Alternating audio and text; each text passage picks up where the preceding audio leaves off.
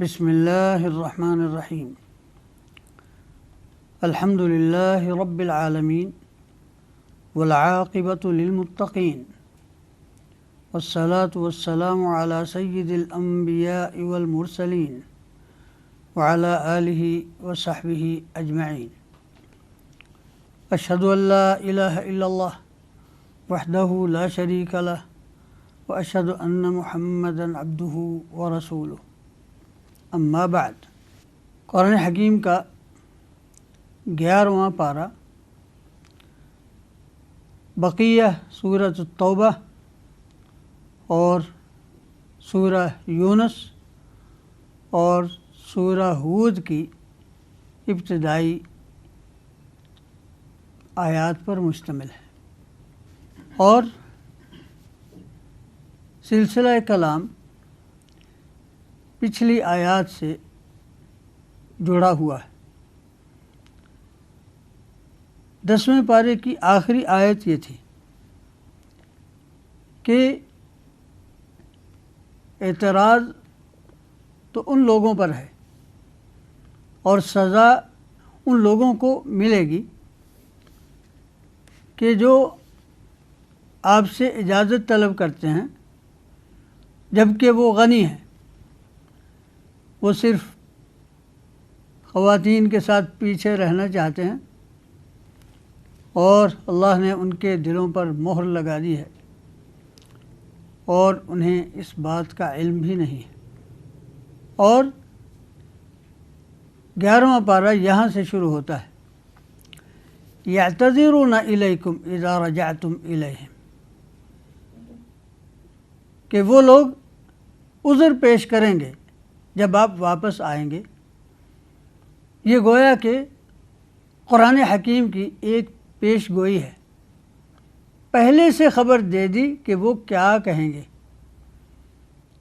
چنانچہ فرمایا کہ ان سے کہہ دینا لا تعتذروا، تمہیں عذر پیش کرنے کی، بہانے بنانے کی ضرورت نہیں، قد نبأنا اللہ باخبارکم، تمہاری ساری باتیں اللہ تعالیٰ نے ہمیں بتا دی ہیں۔ اور فرمایا کہ وہ قسمیں اٹھائیں گے کہ یہ تھا وہ تھا۔ فرمایا کہ ان کی قسموں سے کیا ہوتا ہے، یہ اس لیے قسمیں اٹھاتے ہیں کہ آپ ان پر خوش ہو جائیں، راضی ہو جائیں۔ اگر آپ ان پر راضی بھی ہو جائیں فَإِن تَرْضَوْا عَنْهُمْ فَإِنَّ اللَّهَ لَا يَرْضَى عَنِ الْقَوْمِ الْكَافِرِينَ لَا يَرْضَى عَنِ الْقَوْمِ الْفَاسِقِينَ۔ فرمایا اگر تم ان پر راضی بھی ہو گئے تو اللہ تعالیٰ تو ان فاسقوں سے راضی نہیں ہوتا۔ اس کے بعد پھر صحرا نشینوں میں جو گروہ تھے مختلف، ان کی نشاندہی کی گئی۔ فرمایا ان میں سے کچھ لوگ تو ایسے ہیں، فرمایا وَمِنَ الْأَعْرَابِ مَنْ يَتَّخِذُ مَا يُنْفِقُ مَغْرَمًا، کہ کچھ ایسے ہیں کہ جو اللہ کی راہ میں بظاہر خرچ کیے ہوئے مال کو بھی ایک طرح کی چٹی سمجھتے ہیں۔ وَيَتَرَبَّصُونَ بِكُمُ الدَّوَائِرَ، اور منتظر رہتے ہیں کہ تم پر کوئی مصیبتیں آئیں۔ اور دوسری طرف وہ لوگ ہیں، فرمایا کچھ ایسے ہیں مَن يُؤْمِنُ بِاللَّهِ وَالْيَوْمِ الْآخِرِ، جو اللہ پر اور آخرت پر ایمان رکھتے ہیں۔ وَيَتَّخِذُ مَا يُنْفِقُ قُرُبَاتٍ عِنْدَ اللَّهِ وَصَلَوَاتِ الرَّسُولِ، وہ اللہ کا تقرب چاہتے ہیں اور رسول اللہ صلی اللہ علیہ وسلم سے دعائیں لینا چاہتے ہیں۔ یہ تو اعراب کا معاملہ تھا، صحرا نشینوں کا۔ اس کے بعد مدینہ میں بسنے والے لوگوں کی مختلف کیٹیگریز ذکر کی گئی ہیں۔ چنانچہ ان میں سر فہرست تو وہ لوگ ہیں جو ساری انسانیت کے گلے سرے سبد ہیں۔ چنانچہ فرمایا والسابقون الاولون من المہاجرین والانصار، کہ سبقت لے جانے والے اور اولیت کا شرف پانے والے وہ جو مہاجرین اور انصار میں سے ہیں، اور اسی طرح ان کے تابعین بالاحسان رضی اللہ عنہم ورضوا عنہ، اللہ ان پر راضی ہے، وہ اللہ پر راضی ہے، اور ان کے لیے اللہ رب العزت والجلال نے جنت تیار کر رکھی ہے جس میں ہمیشہ رہیں گے۔ یہ بڑی کامیابی ہے۔ اور ان کے ساتھ ساتھ جہاں مدینہ میں السابقون الاولون من المہاجرین والانصار رہتے ہیں، ان کے ساتھ ساتھ منافق بھی رہتے ہیں۔ منافق بدو میں بھی ہیں اور اہل مدینہ میں بھی ہیں۔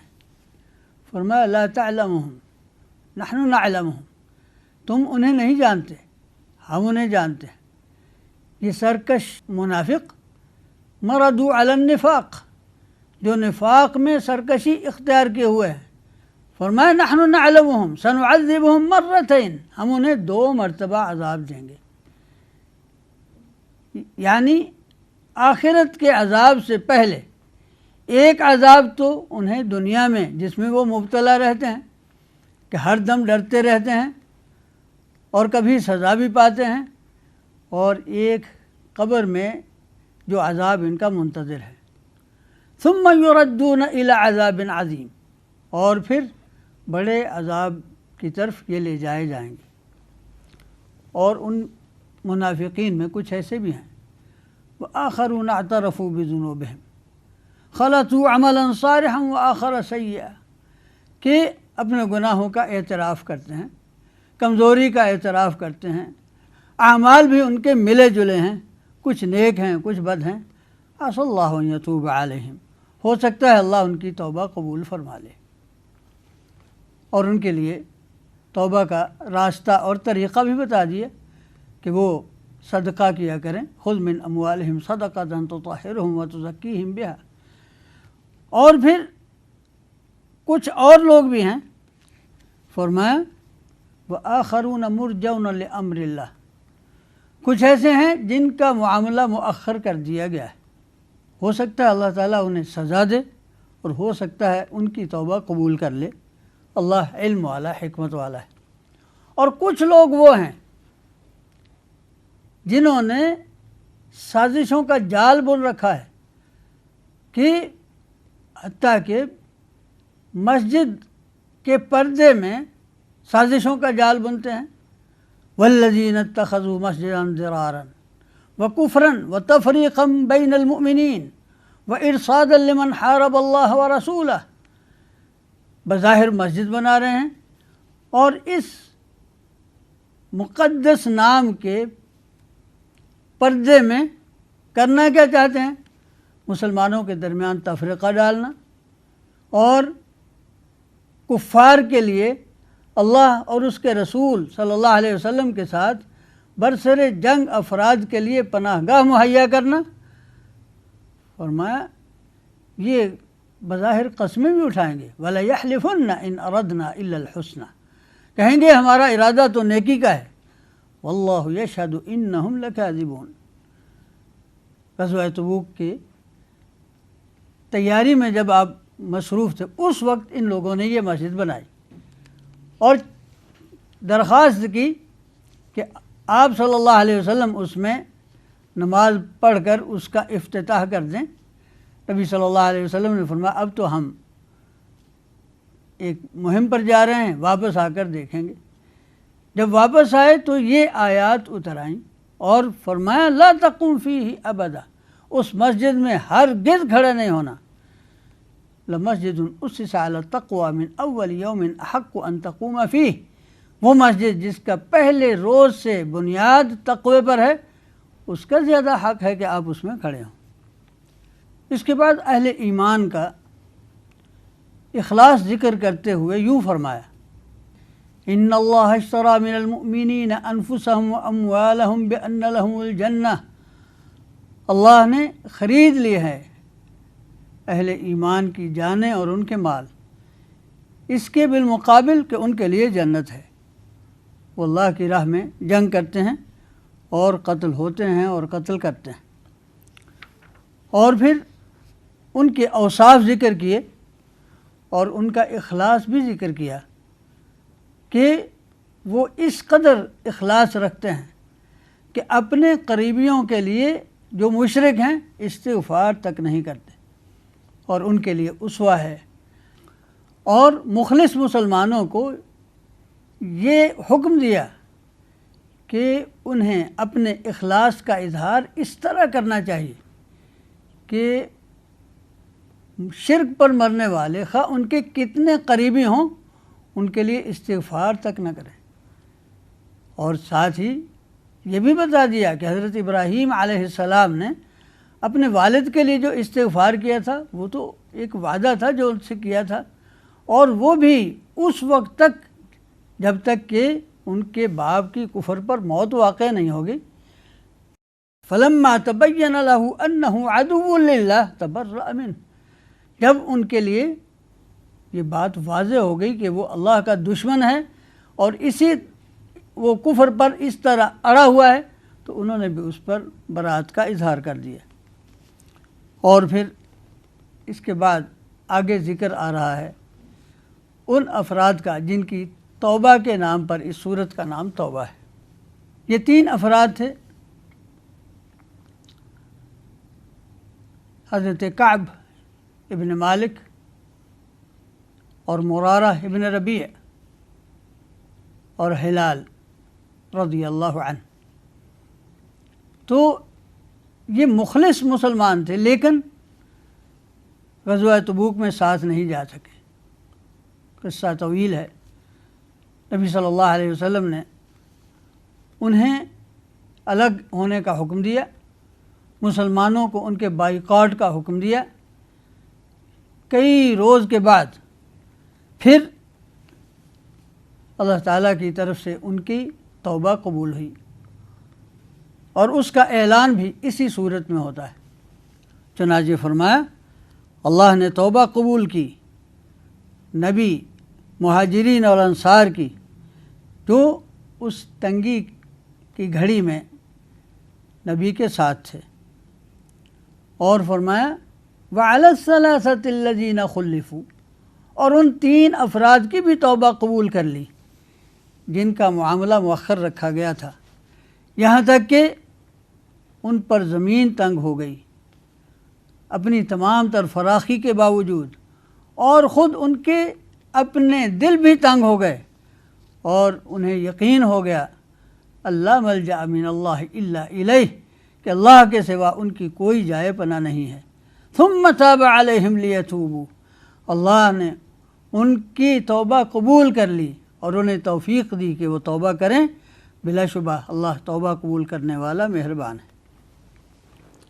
اب سورہ توبہ کے آخر میں اہل ایمان کو مخاطب کر کے کچھ خاص توجیحات دی گئی، اور انہیں حکم ہوتا ہے کہ اے اہل ایمان ہمیشہ صداقت کا ساتھ دو، اور پھر ان کے اعمال پر جو اجر و ثواب ملنے والا ہے اس کا ذکر کیا۔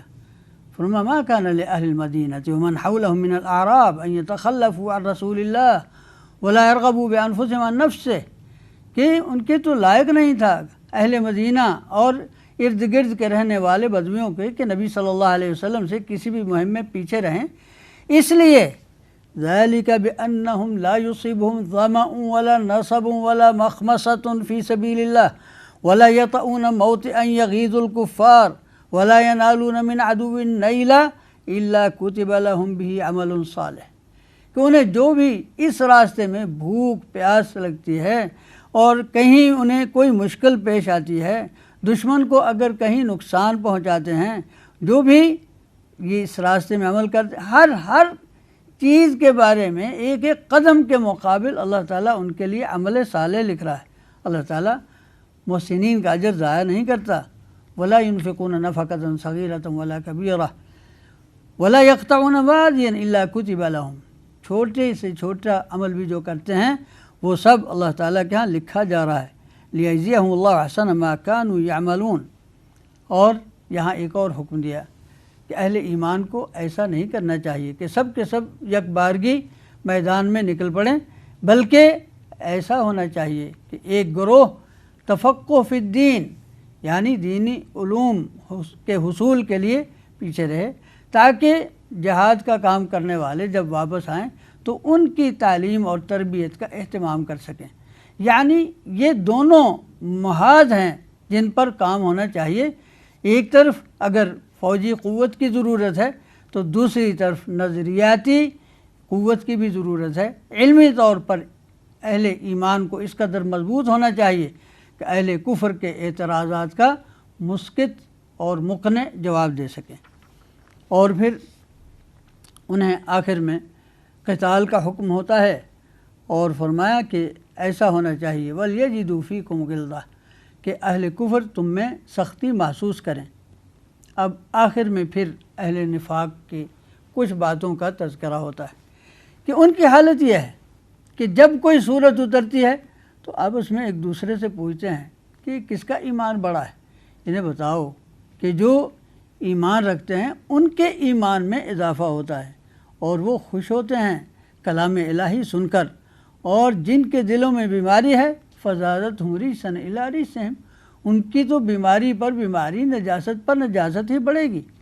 اور فرمایا کہ انہیں جاننا چاہیے قرآن حکیم کا اسلوب یہ ہے کہ کسی کو بھی کسی موقع پر کہ ہر ایک کو ہر موقع پر توبہ کی تلقین ضرور کرتا ہے۔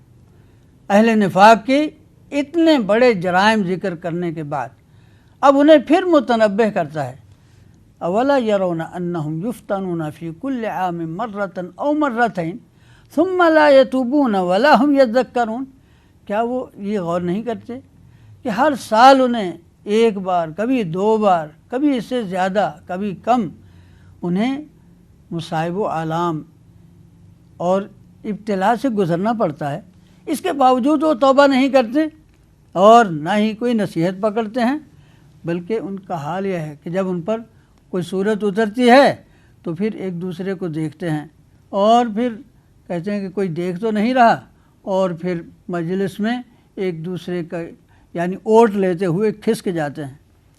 یہ ان کی ناسمجھی ہے۔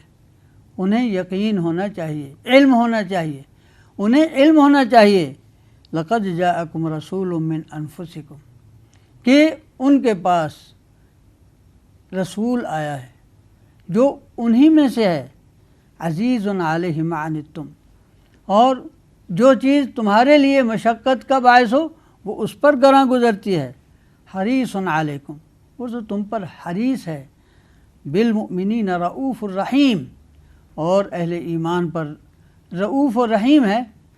لیکن اگر اس کے باوجود وہ روح گردانی پر مصر ہیں فَإِن تَوَلَّوْا فَقُلْ حَسْبِيَ اللَّهُ تو اے محمد صلی اللہ علیہ وسلم کہہ دو مجھے اللہ کافی ہے، لا الہ الا ہو جس کے سوا کوئی معبود برحق نہیں، علیہ توکلت میرا اسی پر بھروسہ ہے، وہو رب العرش العظیم اور وہ عرش عظیم کا رب ہے۔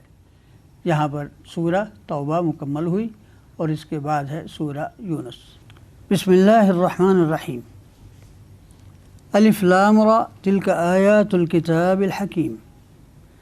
اکان للناس عجبا ان اوحینا الى رجل منہم ان انذر الناس وبشر الذین آمنوا ان لهم قدم صدق عند ربهم قال الكافرون ان هذا لساحر مبین۔ فرمایا الف لام را، یہ حکمت والی کتاب کی آیتیں، تو کیا یہ بات لوگوں کے لیے تعجب کا موجب ہے کہ ہم نے انہی میں سے ایک شخص، ایک مرد کی طرف وحی کر دی کہ لوگوں کو ڈراؤ اور ایمان لانے والوں کو بشارت سنا دو، ان لہم قدم صدق عند ربہم کہ ان کے لیے بہت اچھی حاضری ہے ان کے رب کے حضور۔ تو اس بات پر کافر کہتے ہیں ان ھذا لساحر مبین، تو یہ تو بڑا جادوگر ہے۔ اس بات پر تعجب کی کوئی وجہ نہیں، اس لیے کہ انہیں معلوم ہونا چاہیے کہ ان ربکم اللہ الذی خلق السماوات والارض فی 6 ایام کہ تمہارا رب وہ ہے جس نے آسمان اور زمین 6 دنوں میں بنا دیے. ثم استوى علی العرش یدبر الامر، اور وہی تمام کاموں کی تدبیر کرتا ہے. ما من شفیع الا من بعد اذنہ، اور اس کے حضور کوئی شفاعت کرنے والا بھی نہیں اس کی اجازت کے بغیر. ذالکم اللہ ربکم فاعبدوہ افلا تذکرون. تو جب اس نے تمہیں پیدا کیا ہے اور اپنی عبادت کا حکم دیا ہے، تو کیا وہ تمہاری طرف ایسا رسول نہیں بھیجے گا جو تمہیں تمہاری رب کی عبادت کا طریقہ بتائے، اس کا تعارف تم سے کرائے اور اس کی تعریف کرے؟ اور اس کے بعد پھر قدرت کے عظیم الشان نشان دکھائے جاتے ہیں. فرمایا هو الذی جعل الشمس ضیاء والقمر نورا وقدرہ منازل. وہی تو ہے جس نے سورج کو روشنی کا ذریعہ بنا دیا اور چاند کو بھی منور کر دیا اور اس کی منزلیں مقرر کر دیں. لتعلموا عدد السنین والحساب، تاکہ تم سالوں کا حساب لگا سکو. تو کیا اتنے دقیق نظام کا خالق تمہیں ایسے ہی چھوڑ دے گا؟ ان فی اختلاف اللیل والنہار وما خلق اللہ فی السماوات والارض لآیات لقوم یعقلون. زمین و آسمان کی تخلیق میں، رات دن کے اختلاف میں، آنے جانے میں اہل علم کے لیے بڑی نشانیاں ہیں. تو اس سے انہیں عبرت حاصل کرنا چاہیے تھی. لیکن بات یہ ہے کہ یہ لوگ اللہ کے حضور پیش ہونے پر یقین ہی نہیں رکھتے، اور یہی وجہ ہے کہ وہ دنیا پر مطمئن ہو کر بیٹھے ہیں جیسے یہی اول ہو اور یہی آخر ہو، جبکہ ان کا انجام اگر اسی ڈگر پر رہے تو اچھا نہیں ہوگا. ان الذین لا یرجون لقاءنا ورضوا بالحیاۃ الدنیا واطمأنوا بها والذین هم عن آیاتنا غافلون اولئک مأواہم النار بما كانوا یکسبون. فرمایا جو لوگ ہماری حضور پیش ہونے پر یقین نہیں رکھتے اور دنیاوی زندگی پر ہی مطمئن ہو کر بیٹھ گئے ہیں اور ہماری آیتوں سے بے پرواہ ہیں، فرمایا ان کا ٹھکانہ آگ ہے، ان کے اعمال کی پاداش میں. جبکہ اس کے بالمقابل ان الذین آمنوا وعملوا الصالحات یہدیہم ربہم بایمانہم تجری من تحتہم الانہار فی جنات النعیم دعواہم فیہا سبحانک اللہم وتحیتہم فیہا سلام وآخر دعواہم ان الحمد للہ رب العالمین. جب اس دنیا کا انجام ایسے ہے کہ ایک طرف جہنم ہے اور ایک طرف جنت ہے، تو کیا اس فرق کو بتانے کے لیے اللہ تعالیٰ نے اگر ایک انسان کو مقام رسالت پر سرفراز فرما کر تمہیں ڈر سنانے کے لیے اور بشارت دینے کے لیے بھیجا، تو اس میں تعجب کی بات کون سی ہے؟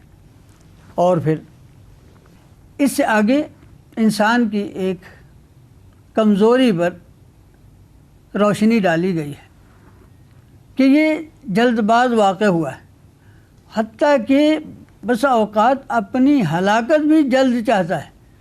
اللہ رب العزت والجلال نے فرمایا کہ جس طرح اللہ تعالیٰ ان کو جلد خیر عطا کرتا ہے، اگر اسی طرح ان کی بد دعائیں بھی جو اپنے پر اور دوسروں پر کرتے ہیں اسی طرح جلد ہی قبول کر لے تو پھر لقضی الیہم اجلہم، پھر تو ان کی مدت ختم ہو جاتی، تو پھر تو کام تمام ہو جاتا. لیکن یہ ہم اپنی حکمت بالغہ کے تحت وہ مدت مقرر کرتے ہیں. اور انسان کا تو یہ عالم ہے، وَإِذَا مَسَّ الْإِنسَانَ الضُّرُّ دَعَانَا لِجَنبِهِ أَوْ قَاعِدًا أَوْ قَائِمًا، کہ انسان کو جب ذرا تکلیف پہنچتی ہے تو پھر ہمیں پکارنے لگتا ہے، اٹھتے بیٹھتے ہر وقت، اور پھر جب ہم اس کا دکھ دور کر دیتے ہیں مَرَّ كَأَن لَّمْ يَدْعُنَا إِلَىٰ ضُرٍّ مَّسَّهُ، پھر ایسے گزرتا ہے کہ جیسے اس نے ہمیں کبھی کسی مشکل وقت میں پکارا ہی نہیں. كَذَلِكَ زُيِّنَ لِلْمُسْرِفِينَ مَا كَانُوا يَعْمَلُونَ. اسراف کرنے والوں، حد سے گزرنے والوں کے لیے اسی طرح ان کے عمل مزین ہوتے ہیں. حالانکہ ان کے لیے یہ نشان کافی تھا کہ پہلے ان سے کتنی اقوام گزر چکیں. وَلَقَدْ أَهْلَكْنَا الْقُرُونَ مِنْ قَبْلِكُمْ لَمَّا ظَلَمُوا وَجَاءَتْهُمْ رُسُلُهُم بِالْبَيِّنَاتِ وَمَا كَانُوا لِيُؤْمِنُوا كَذَلِكَ نَجْزِي الْقَوْمَ الْمُجْرِمِينَ. کیا یہ ان کی عبرت کے لیے کم تھا کہ ہم نے ان سے پہلے کتنی بستیاں تباہ کر دیں، کتنی نسلیں تباہ کر دیں. جب انہوں نے ظلم کا راستہ اختیار کیا ان کے پاس بھی اسی طرح کھلی ہدایت آئی تھی، لیکن وہ ایمان نہ لا سکے، ایمان کی توفیق نہ پا سکے، تو مجرموں کو یہی سزا دی جاتی ہے. پھر ان لوگوں کی ہلاکت کے بعد اب جب کہ تمہیں ہم نے زمین میں خلیفہ بنایا ہے، ان کے جانشین بنایا ہے، تو ایسے نہ سمجھو کہ تم اب ہمیشہ ہمیشہ کے لیے تم مختار بنا دیے گئے ہو. یہ تو اس لیے ہے لننظر کیف تعملون، کہ تم کیا عمل کر کے لاتے ہو. اس کے بعد کفار کی ایک اور جہالت کی طرف اشارہ کیا گیا کہ یہ اس قدر نادان ہیں کہ جب اللہ رب العزت والجلال کی طرف سے ہدایت پر مشتمل کلام ان کی طرف آتا ہے تو یہ کہتے ہیں کہ نہیں، ہمیں اس کے سوا کچھ اور سناؤ. وَإِذَا تُتْلَى عَلَيْهِمْ آيَاتُنَا بَيِّنَاتٍ، جب ہماری کھلی اور واضح آیات ان پر تلاوت کی جاتی ہیں، قَالَ الَّذِينَ لَا يَرْجُونَ لِقَاءَنَا ائْتِ بِقُرْآنٍ غَيْرِ هَذَا أَوْ بَدِّلْ، تو جو لوگ ہماری ملاقات کا یقین نہیں رکھتے کہتے ہیں کہ کوئی اور قرآن لاؤ یا پھر اس کو بدل ڈالو. کہہ دو کہ میرے اختیار میں نہیں ہے. ما یکون لی ان ابدلہ من تلقاء نفسی، میں اپنی طرف سے اسے نہیں بدل سکتا. ان اتبع الا ما یوحى الی انی اخاف ان عصیت ربی عذاب یوم عظیم. میں تو صرف اس بات کی پیروی کرتا ہوں جو اللہ کی طرف سے میری طرف وحی آتی ہے. اور پھر انسانوں کا تو یہ عالم ہے کہ وہ معبود بھی اپنی مرضی کے چاہتے ہیں. فرمایا وَيَعْبُدُونَ مِن دُونِ اللَّهِ مَا لَا يَضُرُّهُمْ وَلَا يَنْفَعُهُمْ، اللہ کو چھوڑ کر ان کو معبود بنائے ہوئے ہیں جو نہ ان کو نقصان پہنچا سکتے ہیں نہ ان کا فائدہ کر سکتے ہیں. اور کہتے ہیں هَؤُلَاءِ شُفَعَاؤُنَا عِندَ اللَّهِ، کہ یہ ہمارے سفارشی ہیں اللہ کے حضور. تو کیا فرمایا قُلْ أَتُنَبِّئُونَ اللَّهَ بِمَا لَا يَعْلَمُ فِي السَّمَاوَاتِ وَالْأَرْضِ، اگر ہوتے تو اللہ نہ جانتا، کیا تم اللہ کو بتانا چاہتے ہو ایسی چیزیں جو وہ نہیں جانتا؟ اور پھر اس شرک کا انجام بتایا. فرمایا یاد رکھو ایک دن آئے گا وَيَوْمَ نَحْشُرُهُمْ جَمِيعًا، جب ہم ان سب کو اکٹھا کریں گے. ثُمَّ نَقُولُ لِلَّذِينَ أَشْرَكُوا مَكَانَكُمْ، پھر ہم کہیں گے مشرکوں کو کہ ذرا اپنی جگہ پر ٹھہرے رہو. أَنْتُمْ وَشُرَكَاؤُكُمْ، تم بھی اور تمہارے شریک بھی. فَزَيَّلْنَا بَيْنَهُمْ، پھر ہم ان میں جدائی ڈال دیں گے. وَقَالَ شُرَكَاؤُهُمْ مَا كُنْتُمْ إِيَّانَا تَعْبُدُونَ، اور وہ ان کے شریک کہیں گے تم ہماری عبادت تو نہیں کیا کرتے تھے. فَكَفَى بِاللَّهِ شَهِيدًا بَيْنَنَا وَبَيْنَكُمْ إِن كُنَّا عَنْ عِبَادَتِكُمْ لَغَافِلِينَ، اور ان کے شریک کہیں گے آج اللہ ہمارے اور تمہارے درمیان کافی گواہ ہے، ہمیں تو تمہاری عبادت کا پتہ تک نہیں جب تم ہماری عبادت کرتے تھے. هُنَالِكَ تَبْلُو كُلُّ نَفْسٍ مَا أَسْلَفَتْ، یہی وہ مقام ہے جب ہر شخص اچھی طرح پرکھ لے گا جو اس نے آگے عمل بھیجے ہیں. وَرُدُّوا إِلَى اللَّهِ مَوْلَاهُمُ الْحَقِّ، اور وہ مولا جو سچا ان کا والی ہے اس کی طرف لوٹا دیے جائیں گے. وَضَلَّ عَنْهُمْ مَا كَانُوا يَفْتَرُونَ، اور وہ جو خود افطرا کرتے تھے، جو معبودان باطل انہوں نے خود گھڑ رکھے تھے، وہ بالکل گم ہو کر رہ جائیں گے. یہاں پر 11ویں پارے کا نصف اول مکمل ہوتا ہے. وباللہ تعالی توفیق. بسم اللہ الرحمن الرحیم. 11ویں پارے کا نصف ثانی سورہ یونس کی 31ویں آیت سے شروع ہوتا ہے، اور اس میں اللہ رب العزت والجلال مشرکین سے سوال کرتے ہیں کہ من یرزقکم من السماء والارض، کہ آسمان اور زمین سے تمہیں رزق کون دیتا ہے؟ امن یملک السمع والابصار، تمہارے کانوں کا اور تمہاری آنکھوں کا مالک کون ہے؟ ومن یخرج الحی من المیت ویخرج المیت من الحی، مردہ کو زندہ سے، زندہ کو مردہ سے کون نکالتا ہے؟ ومن یدبر الامر، اور یہ سارے کام کون چلا رہا ہے؟ اور ساتھ ہی فرمایا فَسَيَقُولُونَ اللَّهُ، اور وہ بھی یہی کہیں گے کہ یہ سب کام تو اللہ ہی کرتا ہے۔ فَقُلْ أَفَلَا تَتَّقُونَ، تو ان سے کہو کہ کیا تم ڈرتے نہیں؟ تو وہی تمہارا پروردگار جو سب کچھ کرتا ہے، فَذَلِكُمُ اللَّهُ رَبُّكُمُ الْحَقُّ، وہی تمہارا رب سچا ہے۔ فَمَاذَا بَعْدَ الْحَقِّ إِلَّا الضَّلَالُ، اگر حق کو چھوڑ کر ادھر ادھر ہو تو یہ گمراہی کے سوا کیا ہے؟ فَأَنَّا تُصْرَفُونَ، پھر تم یہ کس طرف چلے جا رہے ہو؟ تو یہ واضح دلائل ہونے کے باوجود جب لوگ قرآن حکیم کو سمجھتے ہیں، کہتے ہیں کہ یہ خود ہی بنایا ہوا ہے۔ قرآن حکیم نے کہا وَمَا كَانَ هَذَا الْقُرْآنُ أَن يُفْتَرَى مِن دُونِ اللَّهِ، قرآن تو ممکن ہی نہیں کہ کوئی اور اسے اپنی طرف سے بنا لے، یہ تو پہلی کتابوں کی تصدیق ہے اور یہ رب العالمین کی طرف سے نازل کردہ ہے۔ ان سے کہو کہ اگر کہتے ہیں کہ محمد صلی اللہ علیہ وسلم نے خود بنایا ہے، قُلْ فَأْتُوا بِسُورَةٍ مِثْلِهِ، اس کی صورتوں جیسی ایک صورت تو لاؤ، وَادْعُوا مَنِ اسْتَطَعْتُم مِّن دُونِ اللَّهِ، اور اللہ کے سوا جس کو چاہو بلا لاؤ جو گواہی دے کہ یہ واقعی اس جیسا کلام ہے، ان کنتم صادقین۔ بات یہ نہیں، بل کذبوا بما لم یحیطوا بعلمہ ولما یأتہم تأویلہ، بات یہ ہے کہ جو کچھ ان کے علم میں نہیں اس کو یہ جھوٹا کہہ دیتے ہیں، اور بات یہ ہے کہ اب تک وہ حقیقت میں ان کے سامنے نہیں آیا۔ اور اس سے پہلے بھی بہت سے لوگوں نے اسی طرح جھٹلایا تھا۔ فانظر کیف کان عاقبۃ الظالمین، اور پھر دیکھو ظالموں کا انجام کیسے ہوا تھا۔ بہت سی امتوں کی طرف رسول آتے رہے، وَلِكُلِّ أُمَّةٍ رَسُولٌ فَإِذَا جَاءَ رَسُولُهُمْ قُضِيَ بَيْنَهُمْ بِالْقِسْطِ وَهُمْ لَا يُظْلَمُونَ، کہ ہر امت کی طرف ہم نے رسول بھیجا، یعنی آپ پہلے رسول نہیں ہیں، اور پھر کبھی کہتے ہیں کہ یہ جو تم قیامت کی دھمکیاں دیتے ہو یہ ہے کب؟ تو فرمایا کہ اس کا جواب تو یہ ہے قُلْ لَا أَمْلِكُ لِنَفْسِي ضَرًّا وَلَا نَفْعًا إِلَّا مَا شَاءَ اللَّهُ، میں تو اپنے نفع نقصان کا بھی مالک نہیں، یہ بات تو اللہ کے ہاتھ میں ہے۔ لِكُلِّ أُمَّةٍ أَجَلٌ، ہر امت کی ایک مدت مقرر ہے۔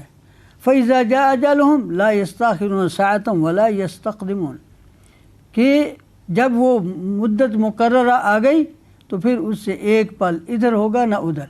ہاں البتہ فرمایا کہ تم ان سے یہ پوچھو، تم قیامت کے بارے میں بہت جلدی کرتے ہو، اگر اللہ کا عذاب صبح یا شام تم پر آ گیا تو پھر تم کیا کرو گے؟ اثم اذا ما وقع آمنتم، جب عذاب آ جائے گا تو پھر ایمان لاؤ گے؟ وقد کنتم به تستعجلون، الآن وقد کنتم به تستعجلون، کیا وہ وقت ایمان لانے کا ہے جب کہ تم اس سے پہلے عذاب کو جلدی سے طلب کر رہے تھے؟ یعنی عذاب آنے کے بعد تو پھر ایمان لانے کا فائدہ نہیں ہوتا، نہ اس کی مہلت ہوگی۔ اس لیے قرآن حکیم کے ذریعے جو تمہیں نصیحت کی جا رہی اس پر غور کرو۔ یا ایھا الناس قد جاءتکم موعظۃ من ربکم، تمہارے رب کی طرف سے تمہیں یہ نصیحت آ پہنچی ہے۔ وشفاء لما فی الصدور، اور یہ صرف نصیحت ہی نہیں بلکہ سینوں کی بیماریوں کی شفا بھی ہے۔ وہدن ورحمۃ للمؤمنین، اور ہدایت بھی ہے اور رحمت بھی ہے اہل ایمان کے لیے، اور یہ ایسا فضل ہے۔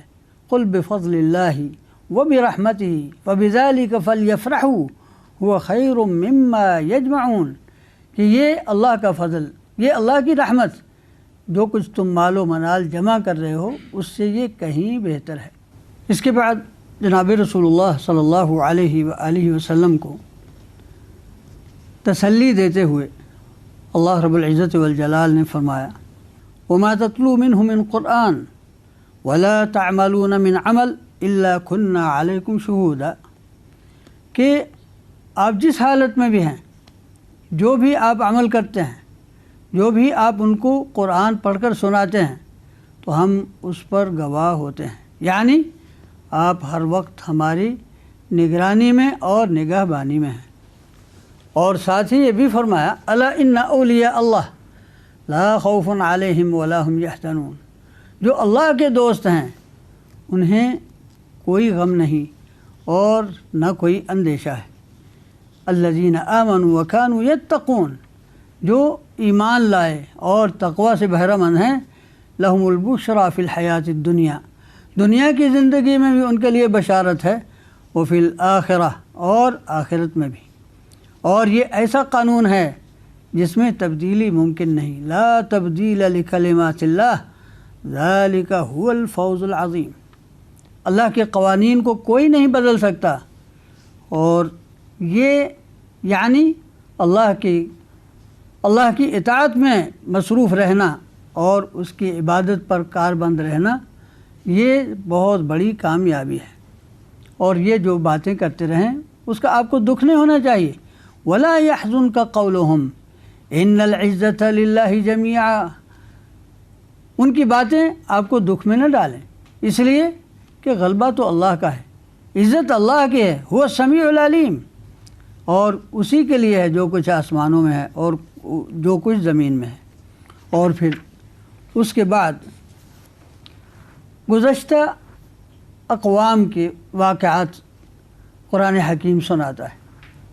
چنانچہ فرمایا وَاتْلُ عَلَيْهِمْ نَبَأَ نوح، نوح علیہ السلام کی خبر انہیں پڑھ کر سناؤ۔ اذ قال لقومہ، جب انہوں نے اپنی قوم سے کہا یا قوم ان کان کبر علیکم مقامی وتذکیری بآیات اللہ فعلی اللہ توکلت، کہ اگر میرا اس طرح تم میں کھڑا ہونا اور اللہ کی آیتیں پڑھ کر تمہیں سمجھانا تم پر گراں گزرتا ہے، فعلی اللہ توکلت، تو پھر میں تو اللہ پر توکل کرتا ہوں۔ فاجمعوا امرکم وشرکاءکم، تم اپنا جو کچھ کر سکتے ہو تدبیر جمع کر لو اور اپنے شریک بھی جمع کر لو، پھر تمہارے معاملے میں تم پر کوئی بھی بات پوشیدہ نہ رہے۔ ثم اقضوا الی ولا تنظرون، جو کرنا چاہتے ہو کر لو اور مجھے مہلت نہ دو۔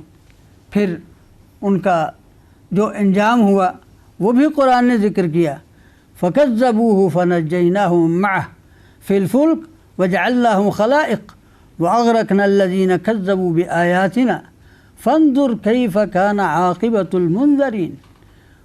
فرمایا کہ ان کی قوم نے حضرت نوح کو جھٹلایا تو ہم نے نوح علیہ السلام اور ان پر ایمان لانے والوں کو کشتی میں نجات دلا دی اور ان کو زمین میں مختار بنا دیا، اور جن لوگوں نے جھٹلایا تھا ان کو ہم نے غرق کر دیا۔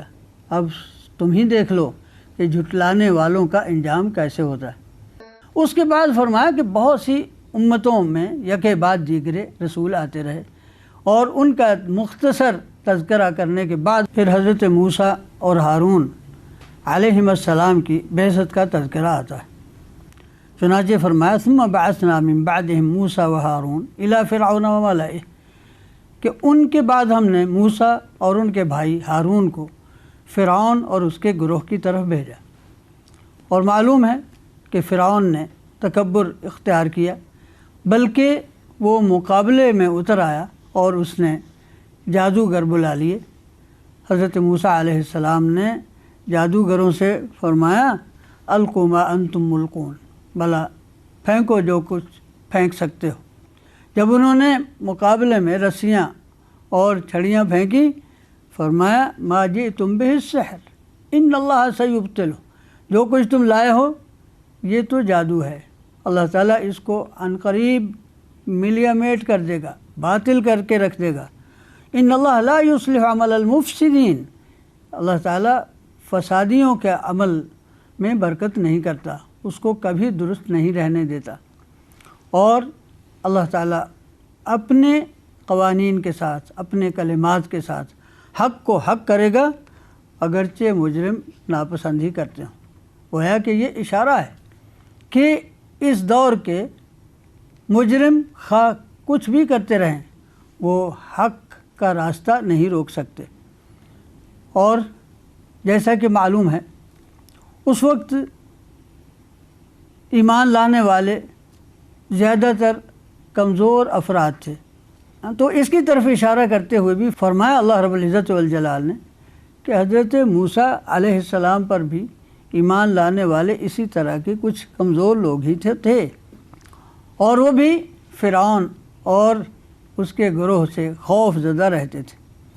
اور پھر آگے تذکرہ چلتا ہے، چنانچہ پھر ایک موقع ایسا آیا جب حضرت موسیٰ علیہ السلام نے ان پر بد دعا کر دی، ربنا انک آتیت فرعون وملأہ زینۃ واموالا فی الحیاۃ الدنیا ربنا لیضلوا عن سبیلک، اے رب تو نے فرعون اور اس کے گروہ کو اتنی زینت عطا کر دی ہے، اتنے بڑے بڑے مال دیے ہیں دنیا کی زندگی میں تاکہ تیرے بندوں کو تیرے راستے سے روکیں، ربنا اطمس علی اموالہم، اے ہمارے رب ان کے مال ملیا میٹ کر دے، واشدد علی قلوبہم فلا یؤمنوا حتی یروا العذاب العلیم۔ اللہ رب العزت والجلال نے فرمایا قد اجیبت دعوتکما، کہ تمہاری دعا قبول ہوتی ہے، ولا تتبعان سبیل الذین لا یعلمون۔ اور پھر یہ ہوا کہ اللہ رب العزت والجلال نے بنی اسرائیل کو حضرت موسیٰ علیہ السلام کی قیادت میں سمندر کے پار اتار دیا، اور ان کو پار جاتے دیکھ کر فرعون بھی اپنے لاؤ لشکر کے ساتھ سمندر میں کود پڑا، اور وہ سمندر میں داخل ہوا تو وہ راستہ ختم ہو گیا اور فرعون ڈبکیاں کھانے لگا۔ تو حتیٰ اذا ادرکہ الغرق، جب اسے ڈبکیاں لگیں تو کہنے لگا آمنت انہ لا الہ الا الذی آمنت بہ بنو اسرائیل، کہ میں بھی ایمان لاتا ہوں کہ اس الہ کے سوا کوئی معبود برحق نہیں جس پر بنی اسرائیل ایمان لائے۔ گویا اشارہ اس طرف ہے کہ انسان بڑا کمزور واقع ہوا ہے، جتنی بھی طاقت ہو فرعون کو بھی آخر کار ماننا پڑا کہ وہ خدا نہیں ہے بلکہ معبود برحق وہی ہے جس کی طرف حضرت موسیٰ علیہ السلام دعوت دے رہے ہیں اور جس پر بنی اسرائیل ایمان لائے ہوئے ہیں۔ اور پھر اس کے بعد اللہ رب العزت والجلال فرماتا ہے کہ ہم زبردستی لوگوں کو ایمان پر مجبور نہیں کرنا چاہتے، اگر اللہ چاہتا وَلَوْ شَاءَ رَبُّكَ لَآمَنَ مَنْ فِي الْأَرْضِ كُلُّهُمْ جَمِيعًا، اللہ چاہتا تو زمین میں جتنے لوگ ہیں وہ سب کے سب ایمان لا سکتے۔ أَفَأَنْتَ تُكْرِهُ النَّاسَ حَتَّى يَكُونُوا مُؤْمِنِينَ، تو اے محمد صلی اللہ علیہ وسلم تم لوگوں کو مجبور کرو گے کہ وہ مومن ہوں۔ وَمَا كَانَ لِنَفْسٍ أَن تُؤْمِنَ إِلَّا بِإِذْنِ اللَّهِ، کوئی بھی متنفس اللہ کی توفیق کے بغیر ایمان نہیں لا سکتا۔ وَيَجْعَلُ الرِّجْسَ عَلَى الَّذِينَ لَا يَعْقِلُونَ، اور جو عقل سے عاری ہیں، جو سمجھنے کی کوشش ہی نہیں کرتے، وہ اسی طرح کفر کی نجاست میں دبے رہتے ہیں۔ اور پھر دعوت دی جاتی ہے قُلِ انظُرُوا مَاذَا فِي السَّمَاوَاتِ وَالْأَرْضِ، دیکھو تو صحیح آسمانوں میں اور زمین میں کتنی نشانیاں ہیں، لیکن ساتھ ہی فرمایا وَمَا تُغْنِي الْآيَاتُ وَالنُّذُرُ عَنْ قَوْمٍ لَا يُؤْمِنُونَ، لیکن جن کے دلوں میں ایمان کی بنیاد نہیں ہے انہیں بڑی بڑی نشانیاں بھی فائدہ نہیں دیتی۔ تو فرمایا کیا یہ اس دن کے منتظر ہیں؟ فَهَلْ يَنْتَظِرُونَ إِلَّا مِثْلَ أَيَّامِ الَّذِينَ خَلَوْا مِن قَبْلِهِمْ، تو جس طرح پہلے لوگوں پر عذاب آیا کیا اسی طرح کے دن یہ چاہتے ہیں؟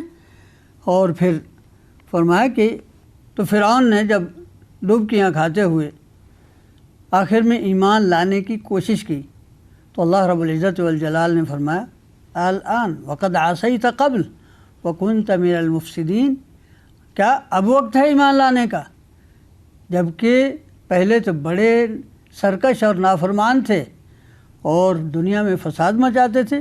فَالْيَوْمَ نُنَجِّيكَ بِبَدَنِكَ لِتَكُونَ لِمَنْ خَلْفَكَ آیَةً، آج ہم تیرا جسم نکالیں گے تاکہ بعد میں آنے والی نسلوں کے لیے ایک نشان کے طور پر رہو۔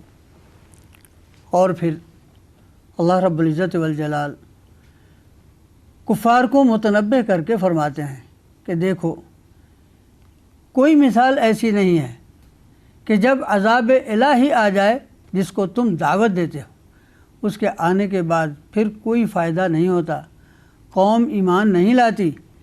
ایسا ایک ہی بار ہوا، فلولا كانت قریۃ آمنت فنفع ایمانها الا قوم یونس، کہ صرف قوم یونس تھی۔ فلما آمنوا کشفنا عنہم عذاب الخزي فی الحیات الدنیا، جب وہ ایمان لے آئے تو ہم نے ان سے دنیا میں رسوائی کا عذاب دور کر دیا۔ ومتعناہم الی حین، اور ایک مقررہ وقت تک کے لیے ان کو مہلت دے دی۔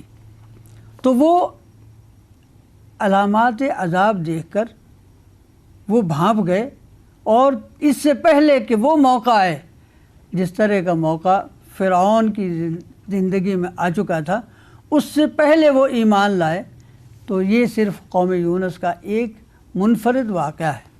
تو گویا کہ متنبہ کیا جا رہا ہے کفار مکہ کو بالخصوص اور دنیا بھر کے کفار کو بالعموم۔ اور پھر فرمایا کہ اگر اللہ چاہے تو سب لوگ ایمان لے آئیں، لیکن اللہ تعالیٰ اس طرح مجبور کر کے لوگوں کو ایمان پر مجبور نہیں کرنا چاہتا۔ تو کیا افانت تکرہ الناس حتی یکونوا مؤمنین، تو کیا آپ لوگوں کو مجبور کریں گے کہ مومن ہو جائیں؟ اللہ تعالیٰ کے ہاں مطلوب یہ ہے کہ انسان اللہ تعالیٰ کی نشانیوں پر اور اس کی آیات پر، اس کے اتارے ہوئے کلام پر غور کر کے، اسی طرح دین اسلام کی تعلیمات پر غور کر کے ایمان لے آئے۔ چنانچہ سورت کے آخر میں فرمایا کہ اے محمد صلی اللہ علیہ وسلم کہہ دو ان کنتم فی شک من دینی، اگر تمہیں میرے دین کے بارے میں کچھ شکوک و شبہات ہیں تو وہ تو واضح ہے، فلا اعبد الذین تعبدون من دون اللہ، کہ اللہ کو چھوڑ کر جن کی تم عبادت کرتے ہو ہم ان کی عبادت نہیں کرتے، ولیکن اعبد اللہ الذی یتوفاکم، میں تو اس اللہ کی عبادت کرتا ہوں جو تمہیں موت دیتا ہے، وامرت ان اکون من المؤمنین، اور مجھے حکم ہے کہ مومنوں میں سے رہوں، اور مجھے حکم ہے ان اقم وجہک للدین حنیفا ولا تکونن من المشرکین ولا تدع من دون اللہ ما لا ينفعک ولا یضرک، ایسی ہستیاں یا نیستیاں جو نہ فائدہ دیتی ہیں نہ نقصان، ان کو مت پکارو، اگر ایسا کرو گے تو ظالموں میں سے ہو جاؤ گے۔